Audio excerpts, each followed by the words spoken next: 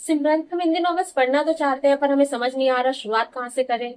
अगर ये ऐप है तो बैठिए, क्योंकि आज मैं आपको रिकमेंड करने वाली हूँ एक ऐसी हिंदी नॉवल जो खूबसूरत होने के साथ साथ इतनी इंटेंस है कि एक सेकंड, लिटरली एक सेकंड के लिए भी आपको बोर नहीं होने देगी। आज मैं जिस किताब की बात करने वाली हूँ वो है सत्यव्यास जी की 84। और इस कहानी की सबसे खूबसूरत बात यह है जिस तरह से ये बयां की गई है। इसमें जो शहर है बोकारो वो खुद अपनी कहानी बता रहा है। वैसे तो ये एक प्रेम कहानी है पर इसे सिर्फ प्रेम कहानी कहना सबसे बड़ी गलती होगी। इस कहानी की शुरुआत होती है ऋषि और मनु की एक बहुत ही प्यारी खूबसूरत सी प्रेम कहानी से। पर धीरे धीरे ये कहानी आपको ले जाती है इतिहास की एक ऐसी काली रात की तरफ, एक ऐसी दर्दनाक भयानक रात, इंदिरा गांधी जी की मृत्यु के बाद 1984 की वो रात, जब देश में चारों तरफ दंगे फैले हुए हैं। और उस समय कैसे ऋषि अपनी मनु को बचाता है, अपने मनु के परिवार को बचाता है, उसके बारे में इस कहानी में बताया गया है।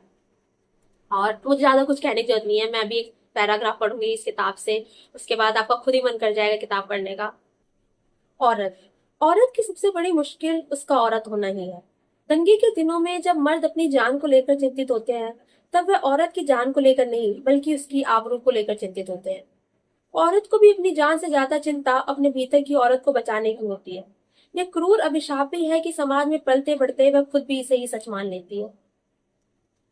ये कहानी सिर्फ एक प्रेम कहानी नहीं है, ये कहानी आपके सामने समाज के एक ऐसे चेहरे को लाकर रख देगी, इतिहास का एक ऐसा पन्ना खोल कर रख देगी कि ये आपकी आत्मा तक को झकझोर देगा।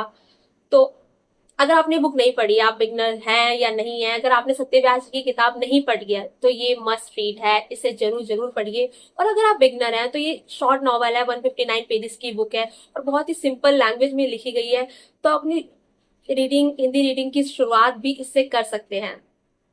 प्लीज प्लीज प्लीज ये बुक पढ़िए और कमेंट सेक्शन में जरूर बताइएगा आपको ये बुक कैसी लगी।